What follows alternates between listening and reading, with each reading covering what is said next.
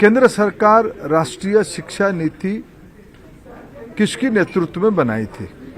Doctor कस्तूरी रंगन जैसे देश की बहुत ही वरिष्ठ वैज्ञानिक के नेतृत्व में समाज की बहुत वरिष्ठ लोगों को कमेटी बनाते हुए शायद मैं जिम्मेवारी के साथ कह सकता हूं, पोस्ट इंडिपेंडेंट एरा में एक कंसल्टेटिव मैकेनिज्म को अपनाते हुए एक बहुत साइंटिफिक डॉक्यूमेंट बनी है जिसको सबने स्वीकार किया है।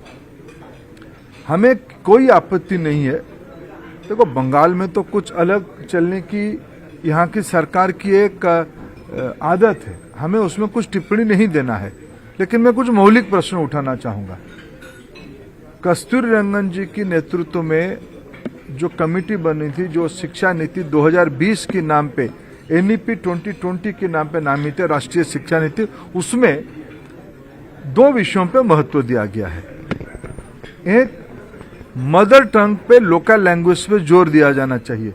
क्या बंगाल सरकार नहीं चाहती है कि यहाँ के बच्चों को मदर टंग आधारित शिक्षा दिया जाए?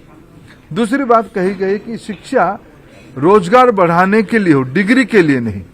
क्या इस प्रकार के विषयों में बंगाल सरकार की असहमति है? मैं नहीं जानता उनकी असहमति व्यवहारिक है, कोई बौद्धिक स्तर पे है या राजनीतिक है, वो जाने।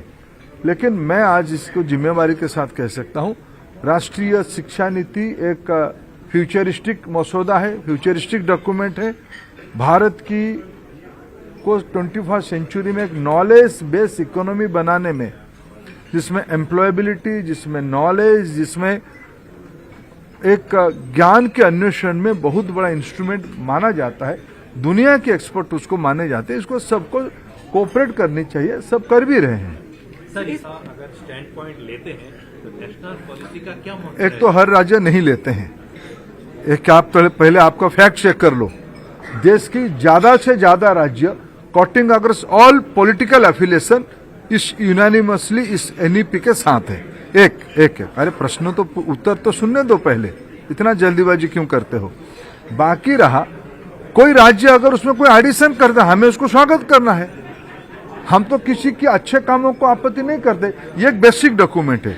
कोई राज्य अगर उसमें से और अच्छा चीज करता है, कोई कर भी रहे, कई राज्य उसमें एडिशन भी कर रहे, वो उनको उनके अधिकार में है, हमें कोई आपत्ति नहीं है।